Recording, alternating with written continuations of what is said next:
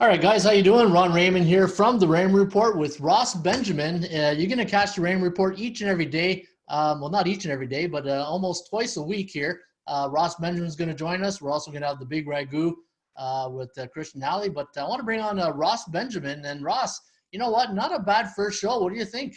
Hey, I was pretty impressed. I got some nice feedback, and it'll get better as we go along. But you could tell we've worked together in the past, even though it's been a long time, right? Hate to say that. It makes us both seem old.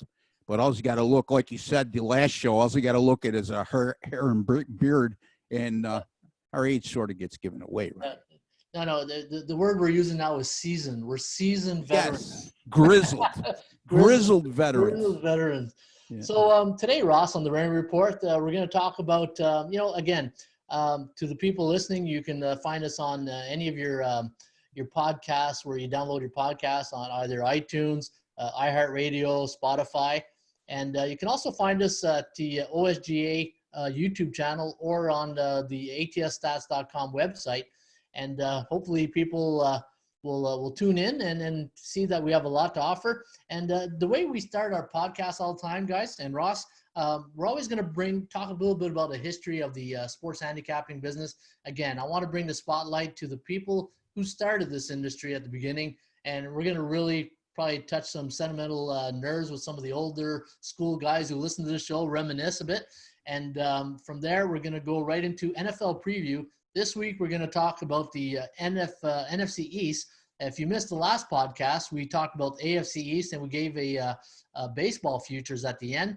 But today, we're also going to change it up after we talk about the NFC East, and we're going to go into the NBA futures, and that's going to be interesting, Ross. And I got some interesting numbers, and I'm sure you do too when we get to that segment. So without further ado, we're going to get to Sports Handicapping 101. And this is a segment that we started last week, and what we like to do with this segment, I'm going to share a screen here with the audience and yourself, Ross. Just let me know if you see this. Just 1 second. I got to bring this up. Make sure I got the right one. And share. You see that? Yes, I do. Okay, and for all you Roll Tide fans out there, there's something hopefully we'll get to see this fall.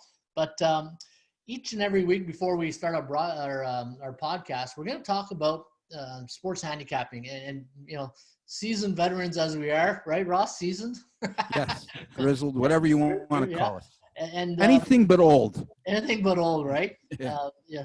But what we'll do is hopefully we share, and like I said last time, we can always teach an old dog a new trick type thing, and then some of the veteran handicappers out there and professional players. You know what? If anytime you got feedback you want to share with us, part of the show, you know where to reach us. But now I'm going to talk about here. You mentioned something last week, Rob, in the last show, perception versus reality, and you wrote an article, and so it's part of my big three fundamentals of handicapping, right? Value, percentage play, and the performance cycle. And we talked about perception versus reality. And in that PVC, I call it the performance value cycle. And I use a lot of the stock market analogy now. I watch CNBC in the morning. It's part of my routine. And I get to, I was never a stock guy. I'm more of a crypto guy maybe. But I still like to know what's going on in the business world, see how people are thinking, feel part, get a grip on that culture of how people are thinking. And one thing I related to a lot is how people the stock market and sports betting, it's the same business. It's just different hats and different fields. And one thing I took out of the stock market, and I brought that analogy to the sports betting world, is the cycles and the PVC cycles, right? The bullish cycles, the neutral cycles, and the bearish cycles. And when I talk about spread sports, so sports that have a lot of volume, like baseball, hockey, basketball, I'll use a 7-game cycle. Now, when a team is in a 7-game cycle, if they're 7-0, 6-1, or 5-2, I will label that team a bull cycle. Now, there's no values in bulls because the perception is they're winning. There's not a lot of value, right? We're on the same page there, Ross? Yes, we are. Yeah, absolutely. I saw that big thumbs up there. Not to get you a big styrofoam thumb, eh? We'll get some props here for the show. But Yeah.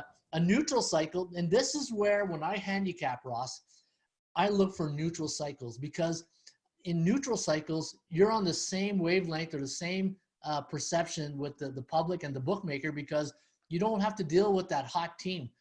Teams that are in the neutral cycle for me are teams that are 3-4, 4-3 in the last 7 games, 2-1 or 1-2 in the football season, right? Because football, depending on what sport league, you can have the 16 games, you can have 10 games, 18 games in the CFL. There's not a lot of volume, so the cycle It's has to be. shorter. Yeah, Yeah. exactly, right. And then I got the Bears, right? And the Bears sound like a Saturday Night Lights. The Bears. The Bears. When you're betting the Bears, a Bears cycle to me is when you're 0-7, 1-6, 2-5 in your last 7 games, and you're gonna get. Here's where you need big gonads if you're gonna bet on the Bears cycle, right? Because everybody's against them. You have to have a contrarian way of thinking if you're going to be betting on a Bears team. Obviously because they have low public confidence, but they bring the most value. So Ross, what do you think of that little PVC? Well, I looked at your chart that you showed me the other day off air, and I was quite impressed, especially we looked specifically at the NBA, and it's incredible how everything you just explained is pretty accurate. I mean, especially if you go back and you look at the win-loss records of teams that are on a hot run. They're usually a fade, like you said, after a 7-day cycle or 7-game cycle in which they fall within those parameters of 5 or more wins. The only thing with the bearish cycle that I am opposed to, I mean, I was always taught, don't ask bad teams to do good things for you. So you have, to me personally, Ron, I would look at this a little more carefully. Is it a team that's above 500 and just on a bad cycle?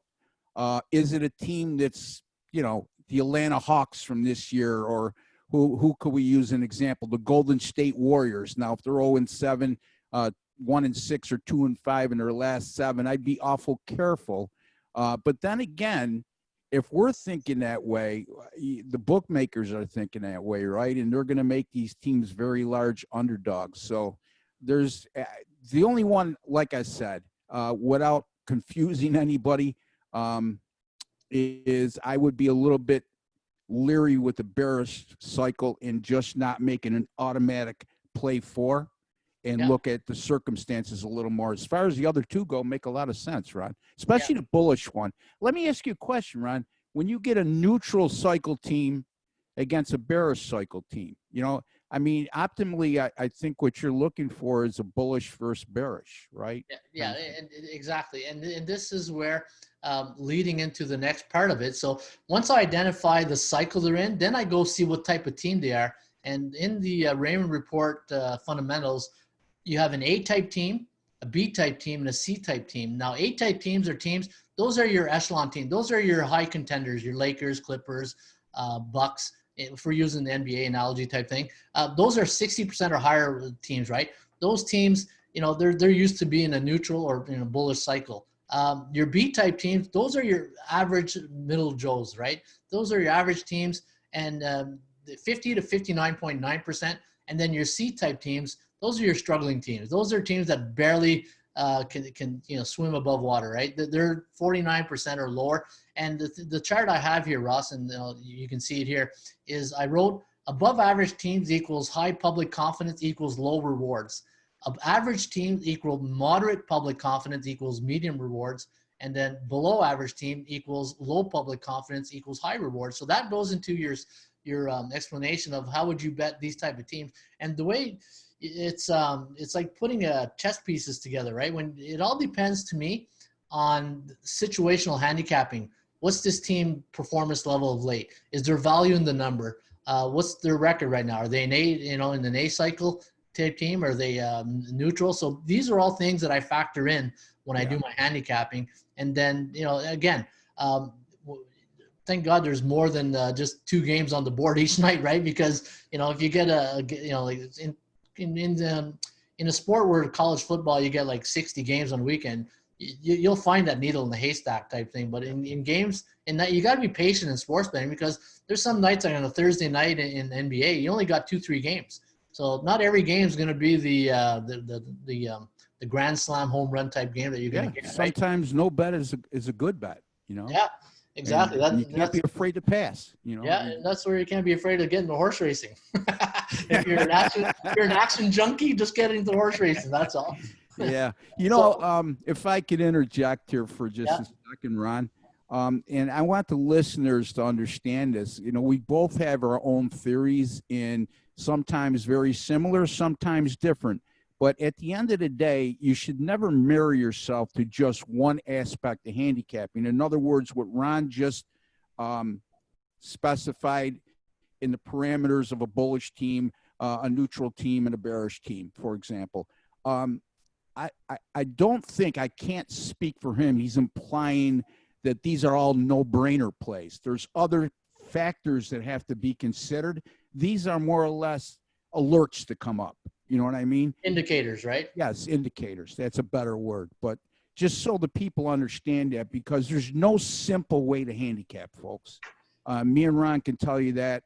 There's no way where you could just look at a card and say, yeah, this system, boom, and not factor in anything else, So just to be clear on that point. Oh, absolutely, Ross. And this is where when you start looking at when you wake up and you get in the newspaper or you're on the net and you're making, you're in the process of making your picks, how do you, the 5 whys, right? Why do you like that pick? And then you just keep going, asking yourself until you get to the 5th why.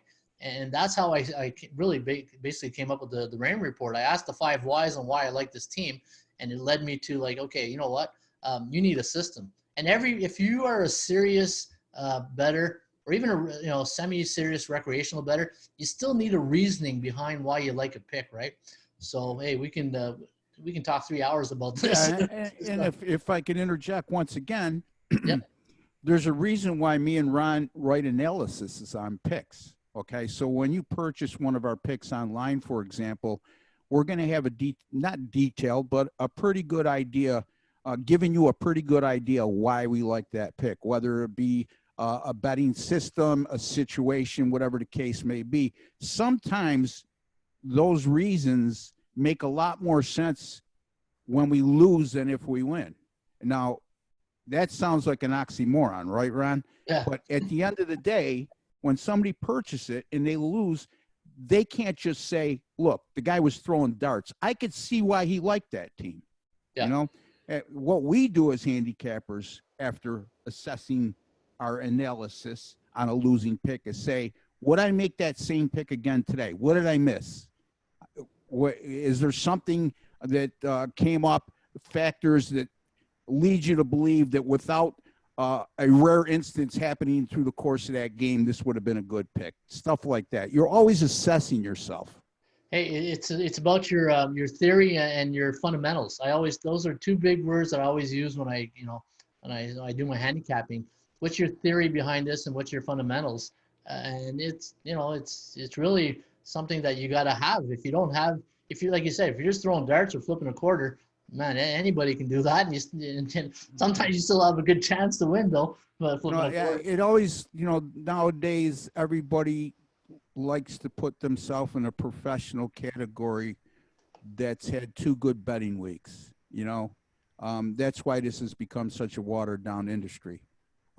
Having said that, one of the red flags that should come up when you buy anything from a so-called professional is a guy who's just giving out a game with no explanation. It's all about the hype. They spend more time hyping the pick, the game themselves, than they are actually the substance within the pick. Does that make sense? Yeah, no, it makes sense. And the thing is, it's like anything in life, right? People have to do the research on when you go look for, advice on anything, either it's a lawyer or a second opinion.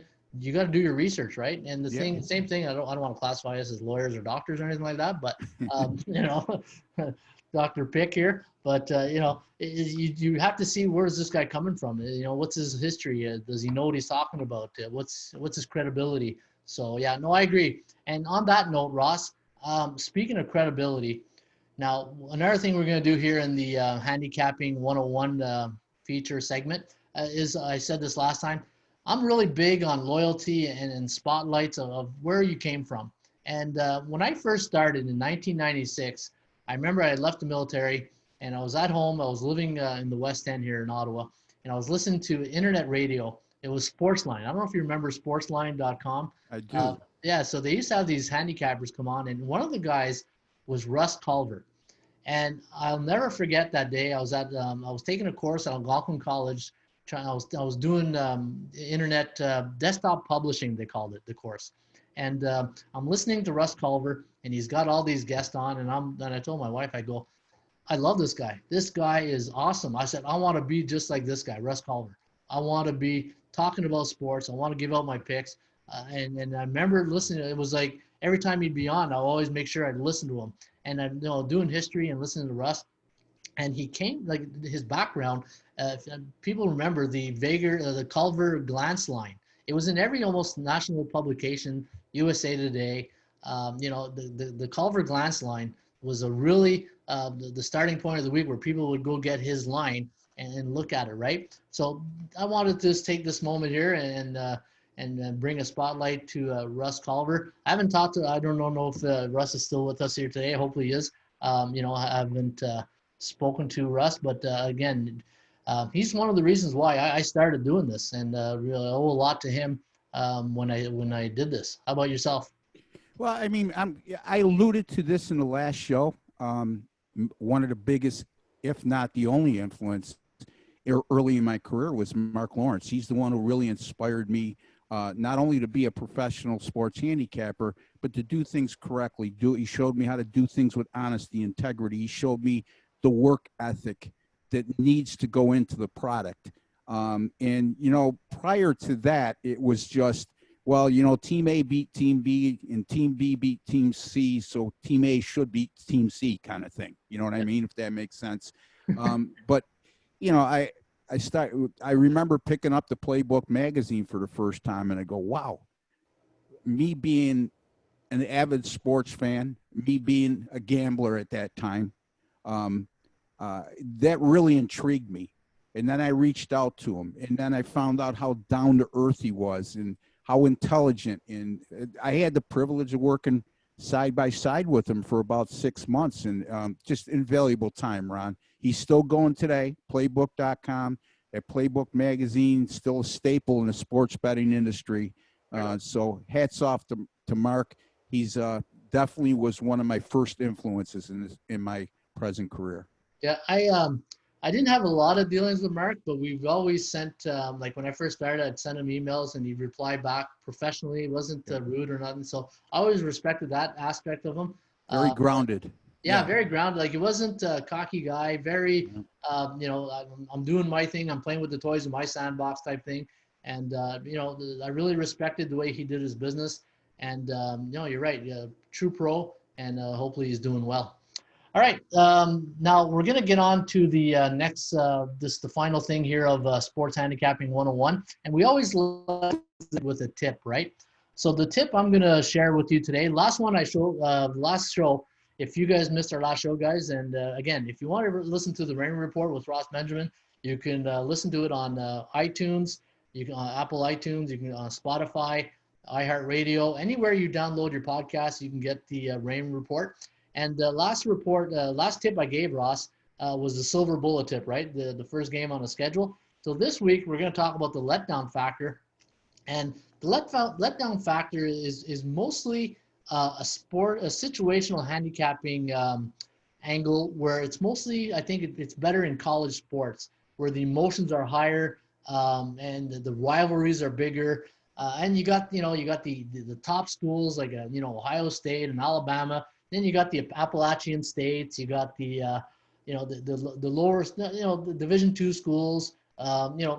Appalachian State, when they defeated Michigan there, 10 years ago, that was a classic letdown spot there for Appalachian State in their next game. And what that letdown factor is, Ross, is that anytime you got say a big underdog, or like say a big underdog, and they're coming off a big win. So like say Appalachian State beating Michigan. Well, that next week, you know, all week they've probably been doing interviews with ESPN, Fox Sports, ESPN Radio, and talking about their big win, but they're really not paying attention to who they got that week on deck. And it's probably, like an Ohio Bobcat type team or a Buffalo Bulls, and they're not really putting a lot of respect in that next game, right? So normally there'll be like a favorite in that game. And then, they come out and they just poop the bed, right? They're just to match those emotions, match that performance of a team that they just played the week prior and pull off the big upset. It's really hard to duplicate in the following week. And you see it mostly in the colleges and not the pros. The pros are used to that. You see upsets all the times in the pros. But I think that's a letdown factor you see a lot in college sports. How about you, Ross? Yeah, well, let's switch gears and go to the NFL. And I agree with everything you just said, Ron. It's emotion. Emotion comes into play. That's another factor that people overlook sometimes is emotion when it comes to sports handicapping. Like you just said, a team comes off a big win. It's an emotional high. There's no way they can match that intensity the following week, especially against a lesser opponent in which they're expected to beat, as a favorite. Anyway, the NFL, what I look for, sandwich games. And I know this is one of the oldest cliches in the sports betting industry, but it's certainly something I look at. I mean, especially when you have a non-division game sandwich between two division games, especially if that team is playing in that non-division game is coming off a win against, for example, a division leader the prior week, and they have another division game up next. So those are the types of situations that you really should keep an eye on in the NFL. Also, the big line swings. When you have a team that's +7 or more the week before, they may pull off an upset and they're -7 or more the following week. Somewhere along those parameters where there's almost that 2 touchdown differential from one week to the next. And it goes back to the perception versus reality, right? It goes back to the bookmaker trying to prey on the bettor's emotion who remembered what happened the week before and is going to overreact, the next week. Yeah, no, that's a good one too. I like those, especially in the pros. Like say, the NFC East, which we're going to talk about. Say the Cowboys are playing, the Giants one week, and then they got say Arizona in the middle, and then they got the Eagles on deck. That Arizona game, that's a game that can be had, right? Yeah. So that's a good one. All right. Speaking of NFC East, we're going to kickstart and we're going to go right into the our previews now with the NFL. And Ross, what I did is, and just like I did last show, we went to Bookmaker and we took the odds. So right now, and this is what I found very interesting here: Dallas Cowboys -121, Washington Redskins +2600, New York Giants +1450, and Philadelphia +122. Now, the reason why I say it's interesting is when I look at the season over/under wins, Dallas is at 9.5, over -170. And like you said in your last show, the bookmakers don't want you touching that because they put it 170. And then you got the Eagles at 9.5. Now, what I find interesting here, both teams are 9.5, but when you got the teams to win the division, they got Dallas favored by -121. And then they got the Eagles at +122, but the bookmakers have the same number at 9.5. What do you make of that? Well, I mean, that tells me that they really think that Dallas is the play. And they're protecting themselves because they know Philadelphia will get their fair share of action at the same time. Again, thinking like a bookmaker, Ron. Yeah. I personally like Dallas, but you'll never catch me ever making a futures bet at money line odds of -170. It's just absurd to do so, folks. Too much can happen between now and then. And like you said, Ron, I mean, if you read between the lines, the bookmakers are basically telling you, we think Dallas will win this division but we have to protect ourselves because we know we're going to get a fair share of action on Philadelphia as well. Exactly. Now, looking at the NFC East, Ross, and looking at last season, Eagles went 9-7, Cowboys 8-8, Giants 4-12, and the Washington 3-13. Now, what stands out here is obviously how the Giants, how poorly they played, and they had some little bit of quarterback controversy that really, anytime, and I said we talked about this in our last show about the Jets. Anytime you got any in-house chemistry that's not working, or you got some little riffs, that really can spiral right out of hand, and it really affects the team negatively, right? NFC East last year wasn't a very dominant division. Like, you had some good quarterbacks in that division with Wentz and Dak Prescott. Eli Manning. I'm an Eli Manning guy. Like Dion would said, I believe in Eli. I think Eli's was still a good quarterback and should have been the starter, but that's another show. But looking at the Dallas Cowboys, we're going to break down the Cowboys here, Ross, and looking at their schedule here. Now, they're going to start the 4 of the first 6 games are at home. So not a bad schedule for Jerry Jones and company here with the Dallas Cowboys. They're at first game at LA, almost called them St. Louis. Don't know where they're, they St. Louis, the LA, Oakland. No, not Oakland. That's another team.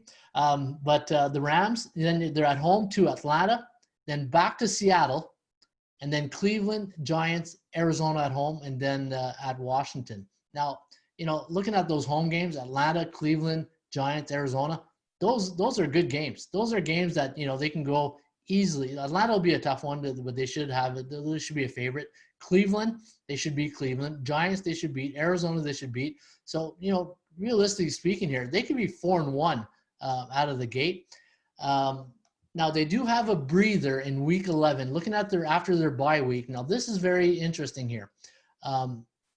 They're on Week 11. They're playing at Minnesota.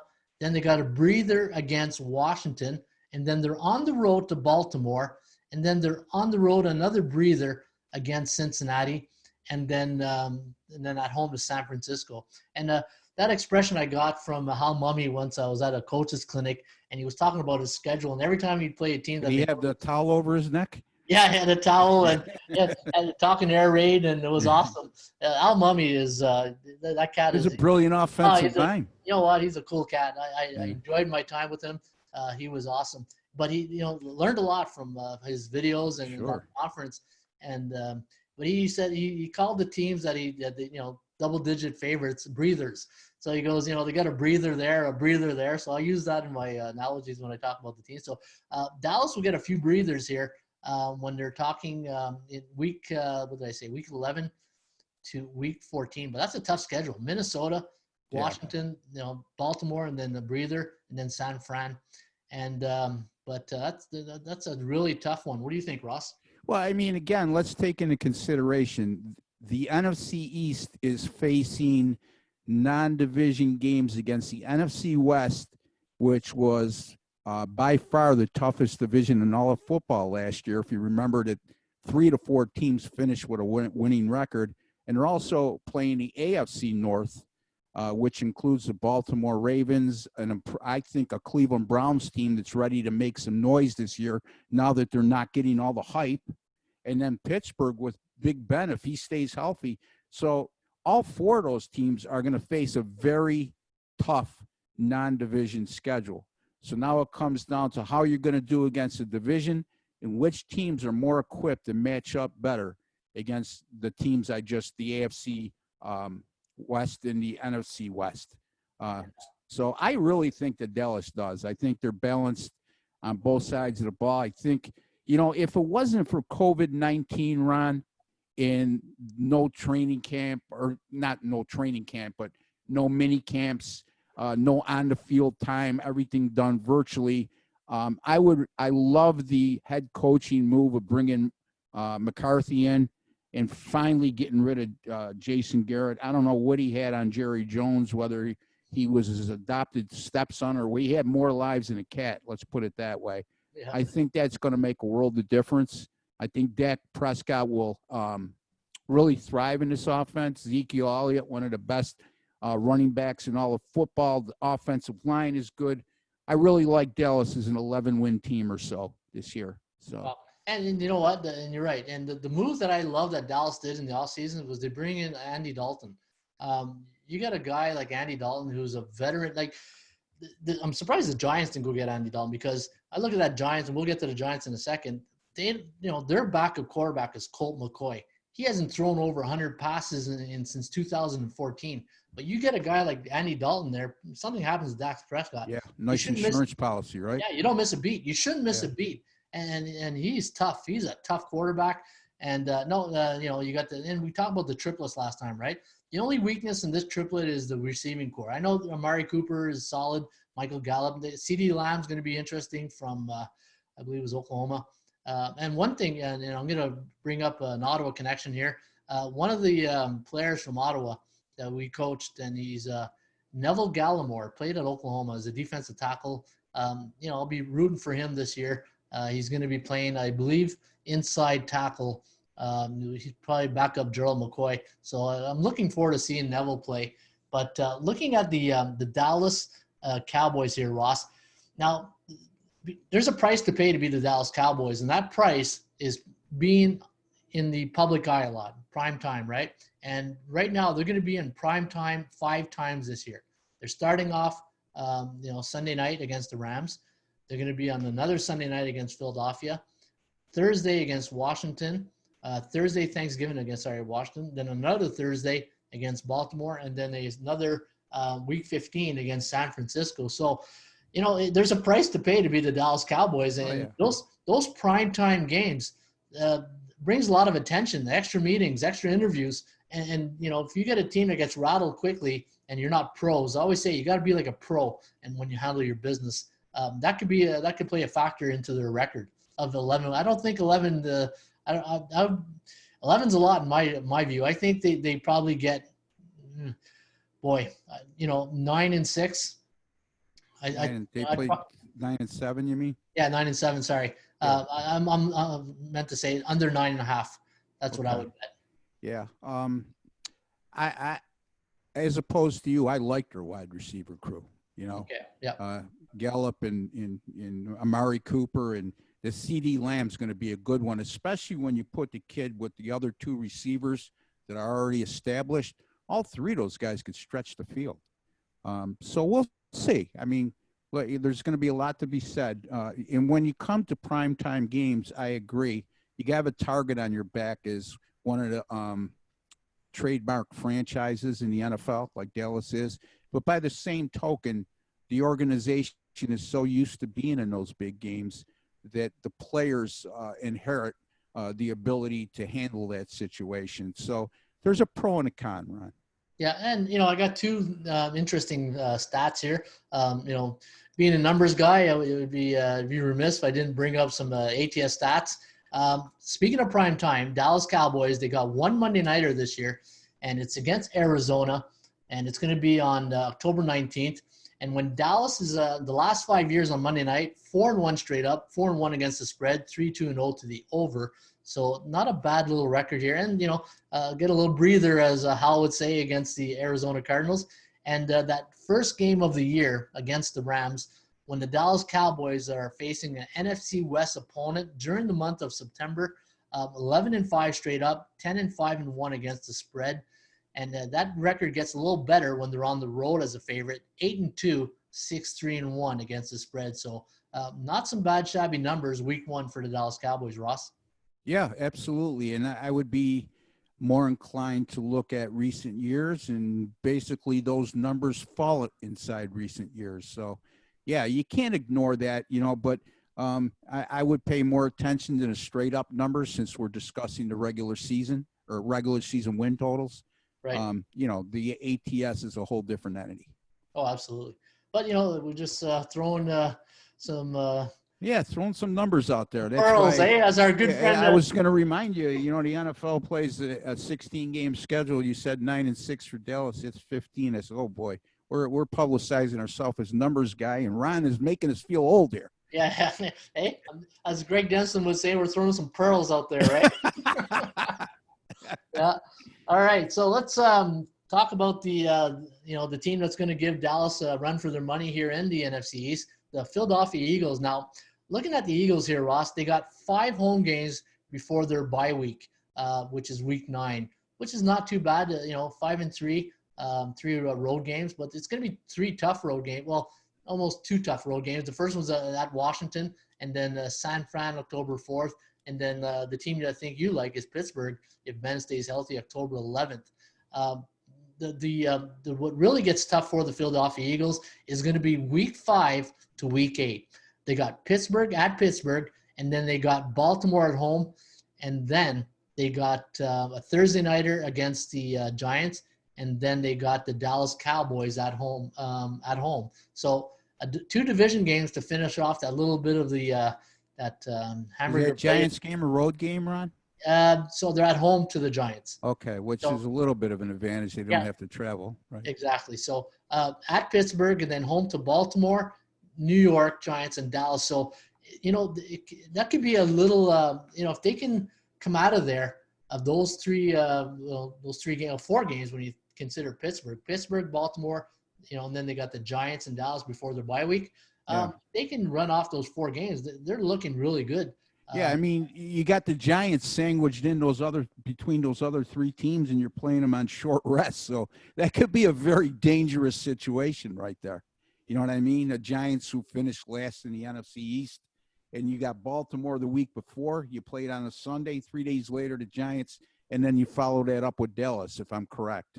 Yeah, that's correct. Now, here is a really tough situation here for the Philadelphia Eagles, and I do like the Eagles here, Ross, in the NFC East, but if there is a weakness in the schedule, it's going to be coming in week 12 to week 14. Check out these quarterbacks they got to face. They're going to be at home to Seattle. They got to deal with Russell Wilson. They're going to be at Green Bay, December 6th. It's going to be cold, Aaron Rodgers, and then at home against New Orleans. So check that out. They're going to get Russell Wilson, Aaron Rodgers, and Drew Brees. How would you like to be the defense coordinator for the Eagles right now? Well, you can make a strong case. Those are 3 future Hall of Famers. Absolutely. The only one probably that's questionable still at this time, and I don't think it will be a question in a couple of years, is Russell Wilson, because he hasn't played long enough. But yeah, that's a brutal stretch. One thing we got to keep in mind, Ron, and we're going to talk about this in another show, but the COVID-19 factor, the home field advantage, we don't know, like, for example, us being from the Buffalo area, it came out in today's paper by New York State regulations, the Bills aren't going to be able to have any fans at their home games this year. Okay, so you don't get the home field advantage like you used to, Ron. I mean, we talked about this off air. So, if you get a warm weather team going to a cold weather team, no matter if there's 2 people in the stands or 80,000, that's going to be a factor. But other than that, it's going to be a little more difficult, to gauge that. And Ross, and let's talk about that from a betting perspective. When we look at a game, and in the pros, there's an old adage, a rule of thumb. Anytime you got a home team, you give them automatically a 3-point favorite, right? Yeah. Because of the home crowd. What's that going to be like now? Do we still, does that 3 turn into a 1? How are we going to incorporate that into our lines, right? Well, I would say somewhere around 1.5. I mean, you have to give them a slight advantage because they're not the one that's traveling. They're not the one sleeping in their own bed the night before.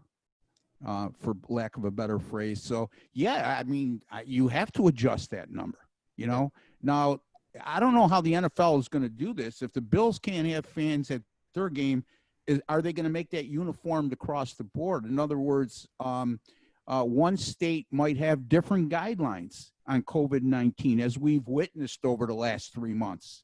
They may be able to have 25% capacity where the Bills have none. I don't know how they're going to handle that. Well, if there's a fair play committee, don't get Mike Leach going on a fair play committee.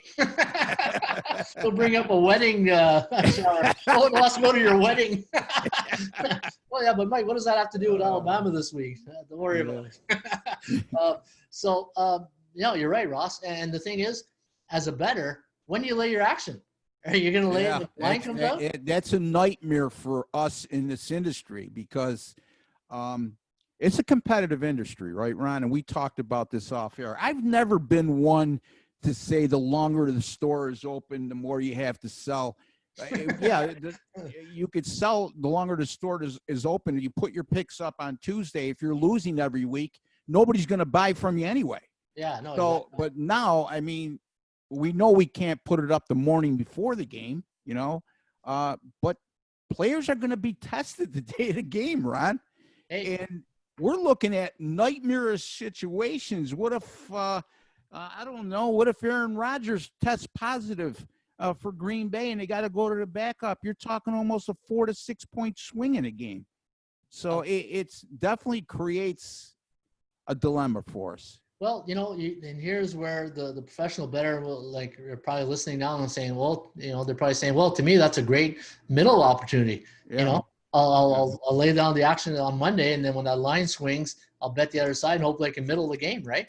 Well, we would do that, right? But our people who buy from us, number one, don't have the wherewithal to do so, and number two, don't want to make a habit of buying picks from somebody and having to middle every one of their picks. Yeah, and then this is where you're taking this to a whole new level, right? Yeah. We're not going to get into a middling show here. Yeah, well, it's an ever-evolving situation. It's a fluid situation, and we'll see what happens. Yeah. Now, just to finish off on the Eagles, Ross, I do have some numbers trickling in. And when the Philadelphia Eagles are a road team as a favorite, playing in week number 1, and they're playing – now, the thing is funny about the schedule, they get Washington in week 1, and then they get Washington at the end of the year. So it's like this big, Washington sandwich in between, right? Yeah. So when the Eagles are a road team as a favorite in week 1, 7-4 straight up, only 6-5 against the number. But what's more impressive is, if you're going to consider it, is the under, 3-7-1 to the under. So if you're thinking about playing week 1, the Washington and Philadelphia, I think the under is where you might want to consider. Now, there is a Monday night game here on November 30th, week 12 against Russell Wilson and company. And when the Eagles are a home team playing on Monday night, the last 5 years, 5-1 straight up, 3-3 against the number, and 1-5-0 to the under. So a couple unders number here for the Eagles, Ross. Yeah, and again, I would concentrate more on those numbers within the current coaching regime, how they've done with this head coach over the last few years. But there's something to be said, the old saying that I always stick by is numbers don't lie and liars don't figure on. So you can't ignore that, right? So, but I like Philadelphia. I just, they had that one great Super Bowl year, and they just seem to fall in the same category with Dallas. Like you said last year, they win that division by default at 9-7. Both them and Dallas much better than their records indicate, as far as when you look at the roster on paper. And also, I always have this little bit of hesitancy making a futures bet with Philadelphia because of the health of Carson Wentz, who's been injured on a couple occasions. But, I mean, this should be a neck-and-neck race. It should be a 2-horse race, in my opinion. Yeah, and you know what? You talked about it right there, the Philadelphia, the Super Bowl hangover, right? It's one of the hardest things to do after – and, the bookmakers know that. They know that a team that wins the Super Bowl, they're going to be inflation the year after. They're always going to be overvalued. And I think that's what happened last year with Philadelphia a bit. Additionally, Ron, remember, it was Nick Foles who took him down the stretch to win that Super Bowl, not Carson Wentz. Yeah, and right now – that's no knock on Carson Wentz because he's a good young quarterback. Well, it's just got to shake off that porcelain tab, right? You can't limp in and you got to play tough, and you can't win from the IR room, right? You got Nate Sudfeld as the backup. Jalen Hurts, interesting. I'm always going to be a gimmick player, I think, Ron. Yeah, RPO guy maybe. Yeah, a bit of a quarterback slash. From Pittsburgh. Yeah. Cordell Stewart. Maybe it's another slash type exactly. quarterback. Now looking at the strength of the Eagles defense. We talked about this about the Buffalo Bills in our last podcast. And again, folks, if you ever listen to the Raymond Report, you can find us on iTunes. You can find us on iHeartRadio. You can find us on Spotify. We talked about the Buffalo Bills and their strength during the 90s with the Metzler years, the tight end. Now, the Eagles have some good tight ends here. Zach Ertz and Dallas Goedert. You got over 100 catches between these guys. Some teams don't even have 50 catches at their tight end position. I think, the tight end, and when you live in Philadelphia in the cold division, those tight ends, they come in handy come November, December, especially in the playoffs. Yeah, which was even more impressive with them winning the division last year and finishing 9-7 was the fact they were so depleted at the wide receiver position at the end of the year due to injuries. Yeah. And it's still a question mark for me going into this year, the wide receiver group. But it's unbelievable with the attention that a Zach Ertz, for example, is going to get when you game plan for Philadelphia, yet his productivity is so high as a tight end. You make a good point. And Dallas Goedert, you could do a lot worse than him as a backup tight end or a second tight end. Yeah, Deshaun Jackson is the key here. He's got to stay healthy. I remember watching a game between Buffalo and Tampa Bay a couple of years ago, and they threw a long pass to Jackson, and he was just gauging the ball. And the second gear, speed, like a lot of these receivers, we call what they have a second gear. He was able to get into that second gear. He was running with his DB, but as soon as he tracked that ball, he kicked in that second gear, and it was like, wow. Man, where did that come from? That's the football coach coming out of you, because a lot of people won't realize that tracking the ball is such an underrated art by a wide receiver, especially a deep threat, right, Ron? Oh, absolutely. Yeah, no, anytime you get speed kills, right? So, all right, put a nail that one there for the Eagles, and we're gonna carry over here, Ross, and we're gonna talk about the New York Giants, the G-Men. Now, the G-Men last year went 4-12, 2-6 at home and on the road, 2-4 in the division, 9-3 in the conference. Obviously defense was a major factor, 451 points against. Looking at their schedule for this season, Ross, they're going to have a tough first 3 weeks here. And they're facing some really good defense. On a Monday night, here's your schedule. You're facing the Pittsburgh Steelers. The good news is you're going to be at home against Ben Roethlisberger and the Steeler defense. And then you're going to Chicago to face the Monsters of the Midway. And then, just for, a trifecta, always got to bring it back to horse racing, Ross? Bring that trifecta. We're going to give you the opponents in the Super Bowl last year. We have a good defense in the San Francisco 49ers. So you talk about a tough first 3 weeks for the Giants. But, the good news is 3 of your first 4 games, it's 2 of those games are going to be at home. There's only 1 on the road. But, so San Francisco is number 1 in passing defense last year, number 2 in total defense. Pittsburgh led the NFL in sacks. And the other game you mentioned, Ryan, was the opener against Steelers. Okay, and then who do you play in week 2? Week 2, Chicago. Yeah, Chicago Monsters of the Midway, like you alluded to, stacked defense. Yeah, it's going to be a challenge, no doubt about it. For a second-year quarterback on top of that. Eli's probably like, oh, thank God I retired. But, the over-under, there's not high expectation at 6. Yeah. 6 minus 115, minus 105 to the under. But looking at the schedule here, now, when the bookmakers tag you a 6, there's not a lot of high expectation. And if you are the New York Giants, you're not going to publicly come out and say this, but your Super Bowl is the Monday night Week 8 against Tampa Bay. Let's be honest here. That's their, every team, unfortunately, obviously they're always going to tell you that they're going to, we're going to try to win this, make the playoffs. But the reality is you're 4-12. You didn't have a good season. That Monday night against Tom Brady and company is probably going to be your Super Bowl that week. But the real good news for them is that they finish, and if they can make a run for it, Daniel Jones, we'll see what he can do. Their last 3 of 4 games are going to be at home. And it's, not a bad ending of a schedule. Arizona, Cleveland, tough one at Baltimore, and then home to a division Dallas Cowboys, who, what we don't, you get a couple injuries. It could be a different Dallas Cowboy team. What do you think? Yeah, I mean, the Giants are intriguing to me, Ron. I'm always the one, again, thinking like a bookmaker, right?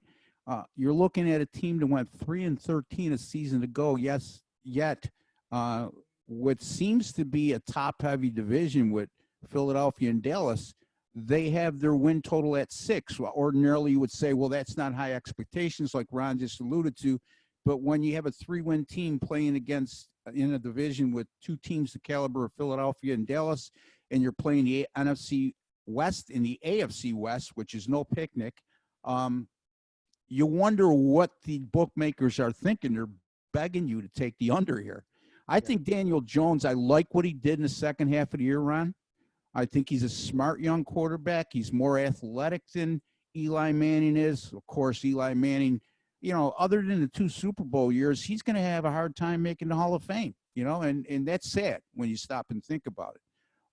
And also factor in Saquon Barkley missed 4 games last year.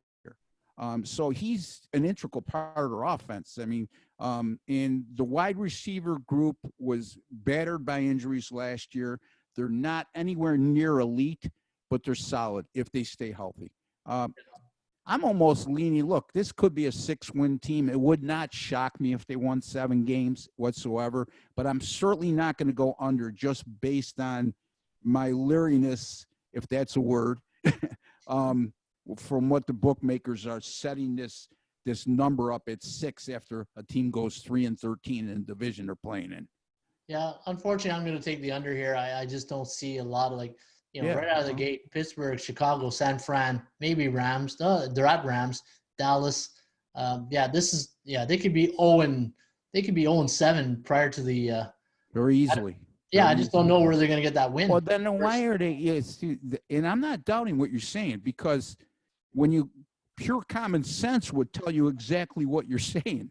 Yeah. Me, sometimes if I'm guilty of anything when I handicap, is overthinking.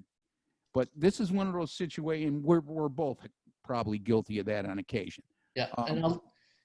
Sorry, Ross. But why are they setting this at 6 with the schedule in coming off a 3-win year? That's we're not talking about a 9 or a 10 here. No, they're just a little bit of respect here, I guess. But no idea. Maybe they're thinking if they put 6 if you go 5, you're telling them it's going to be a bad season. You go 7, I could very easily see this landing right on 6, honestly. Yeah, exactly. And I'll leave you with this. Quarterback's best friend is the running game, and they got a good one in Saquon Barkley. But looking at the backup here, Colt McCoy, just looking at his numbers, Ross, since 2012, he's 9-17, 1-1. The only time he's thrown for over 100 attempts was in 2014, 91 for 121, and then in 2015, 7 for 11. Didn't throw a pass in 2017, 34-50. So there's not a lot of even though he's been in the league, it's going to be his 10th season. There's not a lot of experience. He's a game manager more than anything else. I mean, it's you have to when you're a game manager. You could win. Tyrod Taylor is a perfect example. Was a game manager, but he also had a very good defense. Yeah. The Giants don't have that. If they're going to improve this year, Ron, they gave up way too many yards through the air last year. Yeah, I know one guy is going to be disappointed. Is the Big Ragu. He's a big Giants fan, so he's probably looking at waiting to get in here to defend his Giants, but he'll have to do it over text. All right, Nell on that one, Ross, and that will be a Nell. Washington Redskins here. Now, looking at Washington, 4 of the first 5 games are on the road here. 4 or 5 road games, week 10 to 14, sorry.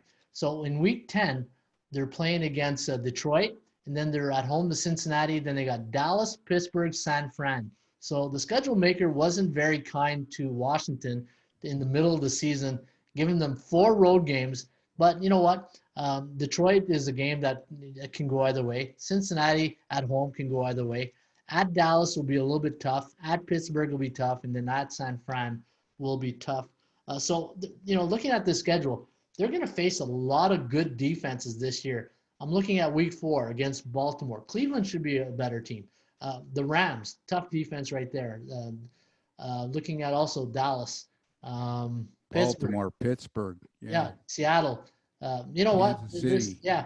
And just like we talked about the Giants, their Super Bowl is going to be on Monday night. I think Washington Super Bowl is going to be on Thanksgiving when they face the Dallas Cowboys.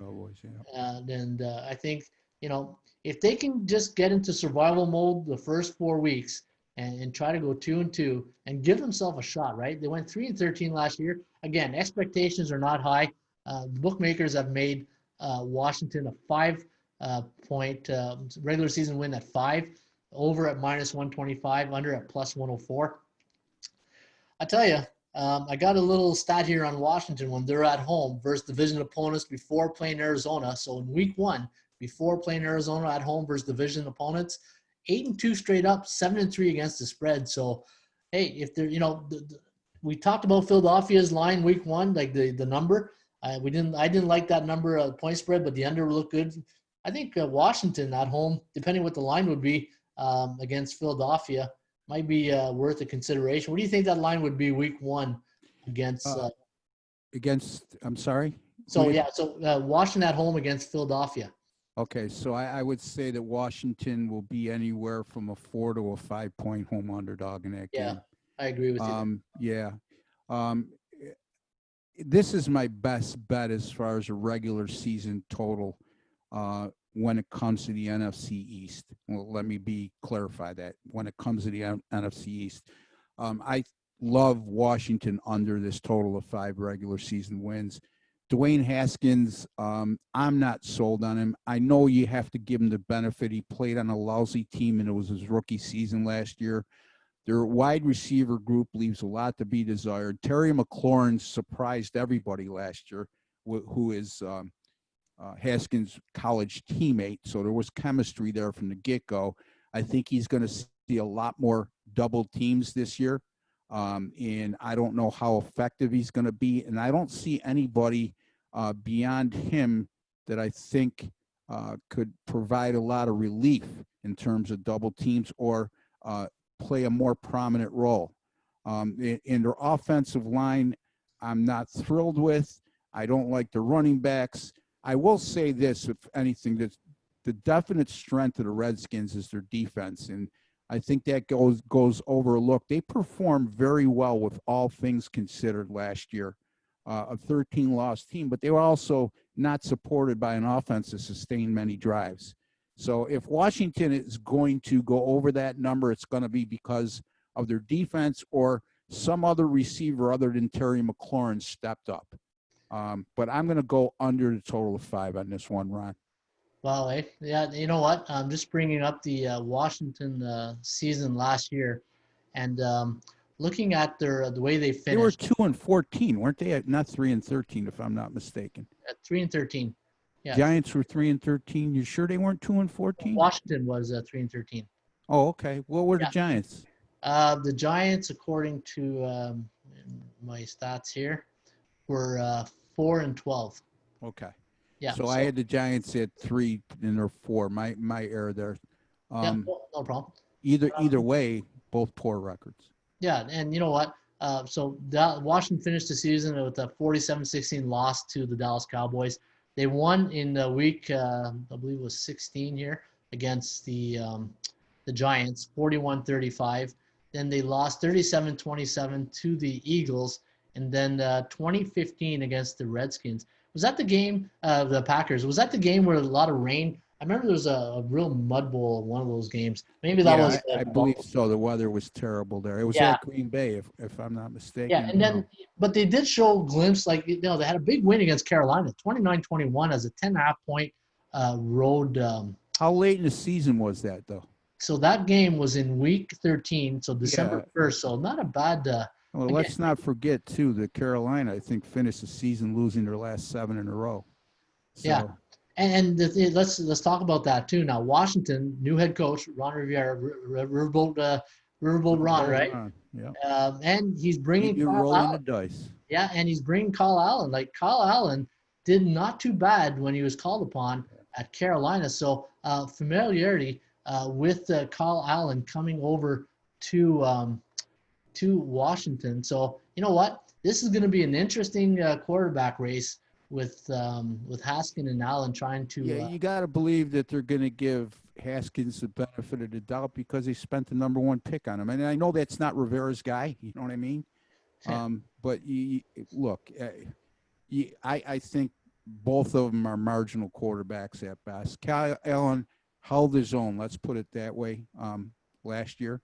But again, this is a quarterback that was starting on a team that lost their last 7 in a row last year. So This reminds me of a situation in Arizona last year when Josh Rosen was there, and they were saying, okay, when is Kyler Murray going to take over the reins here? And this could be a situation too with, I say by week 6 or 7, you probably see Kyle Allen be the starter here. I hate talking like that because I'm a football guy and I never want to wish any.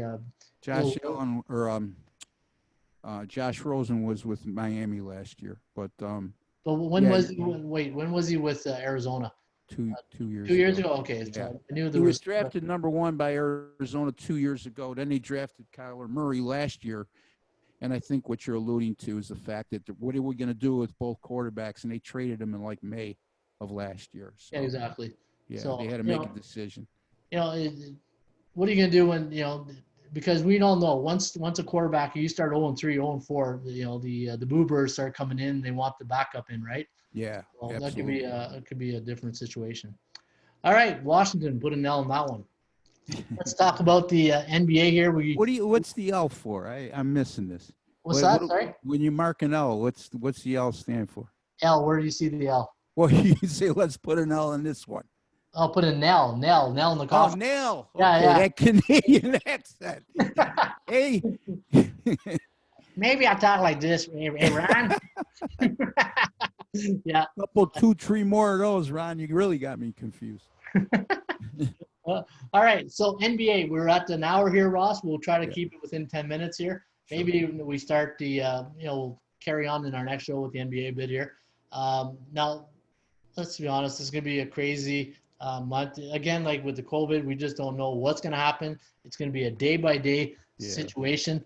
What I did here, Ross, and I'm going to do a screen share, and this is a pretty interesting stat, and I'm just going to bring it up right here. Can you see this? Yes, I can. Okay, so what we got here is the 22 teams that are going to be in the bubble in Orlando, and what I did is I took their odds that the bookmakers have them of winning the championship, and I incorporated their record, straight up record against the spread and over-under record since January 1st. And so I got some interesting data here to share with you guys. Now, the teams that have the best record since January 1st, the LA Lakers, Milwaukee Bucks, and the Toronto Raptors at 23-7. Now, my Toronto Raptors futures ticket is looking really good right now. Oh, yeah. I mean, what did you get them at? At 3,500. Wow. Because what are they now, like 2,300? Yeah, just to double. Yeah, 2,150. I'm sorry. 2,150. And when I got them, I believe it was 3,500. I'll just confirm here.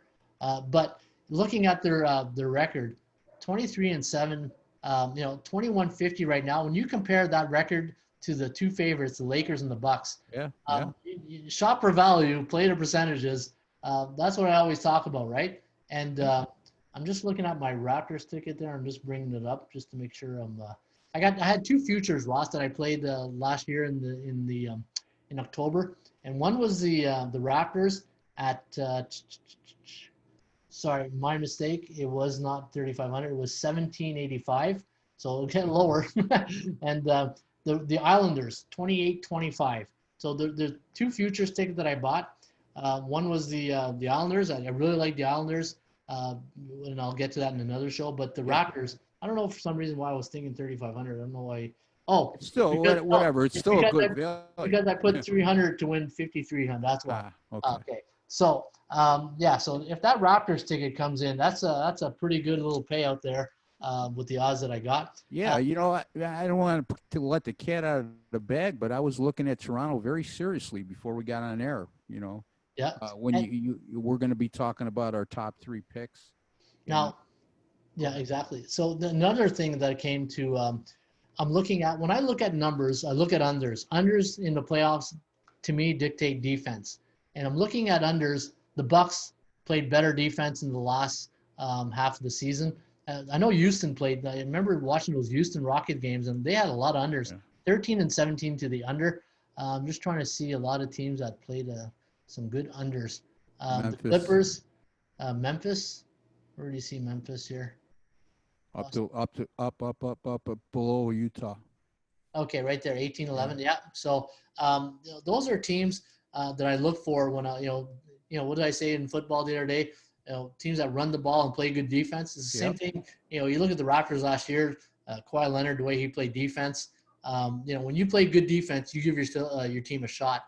Another team is Oklahoma. All they did was just cover the spread this year. 22-9 straight up, 19-12 against the number. They had the best record with let me see here. The Wizards, the Wizards had a pretty good number, 17 and 15, not a great record, but it was positive.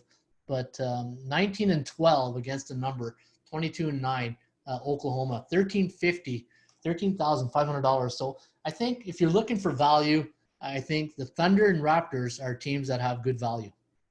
Yeah, I love the Raptors' value. I know they don't have Kawhi Leonard this year. They won their last 4 before the COVID-19 break.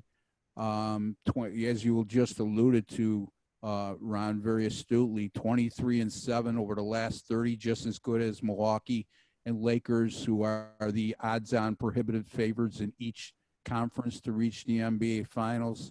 A lot of people will say, well, it's very hard to repeat. But one major sport where we've seen a lot of repeat champions more than any other by far, has been the NBA, right, Ron? Between Golden State and before then, even with San Antonio, for example. So, yeah, I love again, we're also talking about a very unique situation, right, where all these teams are going to be in a bubble in Orlando. Yeah. And there's going to be no home court advantage per se. And, you got to look for somebody outside the box here. And I definitely agree. Memphis plays very good defense, and they're slow, methodical offensively. That makes for not being a tough out, excuse me. Yeah. And also very good underdog value, right, Ron? No, and this is what I'm like. Hey, anybody can come on here and say, you know what, Bucks, Clippers, Lakers, and look like a genius if they win, right? That's to try to look like tell me Thunder, Raptors, and maybe Denver Nuggets or something like that. To me, Ross, and again, it's part of my fundamentals of looking for value and looking for that middle of the pack team that no one just flying under the radar, playing good defense. To me, Ross, my money's on the Raptors. As much as it's a bit of maybe people are going to think it's a homer call. I don't think you're being too much of a homer at all. I think that's a great value. When you look at the numbers and the numbers don't lie, what's your saying? Numbers don't lie. Numbers don't lie, and liars don't figure. Exactly. But I'll tell you one team I would fade and stay away from is the Philadelphia 76ers, Ron. Absolutely. I mean, that's a team that lost 2 games all year at home, and they're quite the opposite on the road. Not in that type of disparity, but they're a losing road team. And again, there's going to be no home court advantage during these postseason. You got to consider that. So when I see a team that's that good and took advantage of the emotion of playing before their home crowd and sub 500 on the road, and they're at 1950, that's about the 5th best on the board, if I'm not mistaken. So that's a team I would definitely suggest to stay away from. Yeah, I don't know why Boston is down here when I sorted out the Excel. Now the Boston Celtics 23-13. I don't know if that's right. I'll have to double check those numbers. But 1250. Clippers, 20-9. Thunder 22-9. Jazz 20-11. Memphis 19-12. Nuggets 20-12. 3,300. Spurs, unfortunately, Spurs are, you talk about dynasties, Yeah. Popovich, one of the best coaches out there, but they don't know if he's, gonna, depending on the COVID-19 situation, the older coaches. Yeah. Phoenix, thanks for coming out. Brooklyn, these guys, they probably won't bring the whole team. Yeah. Washington, Portland, Damian Lillard knows something, 15 and 17. They know that it's probably going to be not going to be a waste of time, but they're going to struggle. They're dangerous because of the backcourt. They're dangerous to win 1 or 2 series with that backcourt of Lillard and McCollum. Yeah. But to make that sustainable, you got to have more balance, and they're backcourt driven.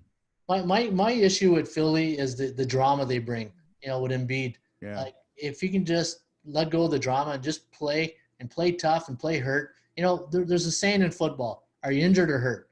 If you're injured, get out. If you're hurt, get back in. And that's the philosophy that I use when I coach. Sacramento, Orlando, Houston Rockets. Now Houston are here, and Harden is shed 20 pounds. Been training. Houston could be dangerous. You just never know what you're going to get with Harden, right? Pelicans, same situation. They're the up and coming team. They're the exciting team to watch, right, Ron? Yeah, absolutely. And then Miami with Butler. I love Jimmy Butler. I think he's such a great competitor. And then you got the Dallas Mavericks, 18 and 15. So for my money, Ross, the Raptors to me, I think are a team. If you want value, that you want to put. If I was going to put money on 3 teams, obviously the Clippers, the Bucks, and the Raptors, I think are 3 teams that I would put my money on. Thunder, you just, when I think of Thunder, I think the Atlanta Braves. Are they going to be a team that, remember the Atlanta Braves, great regular season team. Yeah. Thanks for coming out in the playoffs, and that's exactly what I wonder if the Thunder are going to be like, if they're going to be like the Atlanta Braves. But great value with the Thunder, and Utah Jazz, 20 and 11, 7,000. So a lot of value right there too, right? Solid team, very underrated team. So I like Toronto as my 3rd choice in best value pick, and that was before we even talked. So I certainly don't think, like I alluded to earlier, that you're being a homer in that regard. Not whatsoever. Defending champion, heart of a champion. I know they're without Kawhi Leonard, but they're still proving they could win. Yeah. Look, you can't ignore the Lakers in Milwaukee. I know that making futures bets at plus 237 and plus 290 isn't optimal. You're not getting a lot of value. I do think they're going to be there. I don't think either one is overrated. And I think this is a pretty top-heavy NBA this year, unfortunately. And the other team that I would keep an eye on, too, is a potential sleeper is the Miami Heat, who, they're flying under the radar a little bit. Even though they finished the year 17 and 15, a little bit back and forth. But like you said, I love Jimmy Butler. I love the kind of attitude he brings to the team. Tremendous defender. But we'll see. To me, it looks really top heavy in the NBA this year, Ron. Yeah, and the reason why I like the Clippers over the Lakers, Clippers have already played the Lakers, two, 3 times? Played them tough, yeah. Yeah, and they beat them. And Patrick Beverley, I love Marcus Morris. I love the Morris twins. They bring that Detroit attitude, like street brawlers. You know what I mean? Bad boys. Like they have that mental toughness to them that I just love under the basket. And to me, LeBron, I know you never count out LeBron and company, but I think the Clippers to me will be the team that probably comes out of the West, and I think the Raptors and Bucks are going to be the teams that you're going to watch in the Eastern Final, if there's the way that they're gearing up that tournament. Yeah. But it should be a good one. And I'm just any basketball, any sport right now is a good sport to me. But this should be interesting. You know what I mean? The way they have it designed. Some of the teams that didn't qualify, the teams that did qualify, if the 8th and 9th place finisher, if the 9th place finisher is within 4 games of the 8th place finisher in a conference, they have to play a 1-game playoff to see who will face the number 1 seed. So a lot of intrigue. Yep. So we'll leave it with that, Ross. And again, folks, if you're listening to us on your favorite downloads, you can find us on Apple iTunes. You can find us on Spotify, Stitcher, anywhere you download your podcast. And if you ever have any questions you want to ask me or Ross, you can find us at atsstats.com, or where can they find you, Ross? They can find me at rbwins.com. It's rbwins.com, as I like to say, where you pay a little to make a lot. And you could also go to the OSGA YouTube channel, or what's your YouTube channel under, Ron? Where could they find you on YouTube? So Ron Raymond, just go to Google and type in Ron Raymond YouTube channel and or Raymond Report, and they should be able to find me there. And again, folks, if you're into horse racing, got to plug in that horse racing. That's what I'm into these days. Built a new software, a new tip sheet. And Ross, what we do with our tip sheet is we track every track in North America. Today is July 3rd, 18 tracks going today. We got a tip sheet on every track, and it's a pretty detailed tip sheet, and it's based on jockeys, Ross. I follow winners. I follow winning jockeys, and my tip sheet is based on the value, percentage play, and the jockeys' performance of their last 100 races. And if you want to give it a test drive, we have a free tip sheet that we give out each and every day. Just go to the front page of ATS Stats, go under horses. You'll see free tip sheet. And today's tip sheet for July 3rd is Belterra Park in Cincinnati. So there you have it, Ross. That's the Rain Report show. One more thing before I go. The two YouTube channels, OSGA and Ron Raymond's YouTube channel. Ron mentioned if you'd like to give us some feedback, be free to comment on those YouTube channels under a specific video that you watch. And also, don't be afraid to give us a like and subscribe. You'll be notified immediately upon us releasing our show. Absolutely. So this is show number 2, Ross. And like we always say in the Rain Report, shop for value, play those percentages. And we'll see you back here shortly with another Raymond Report.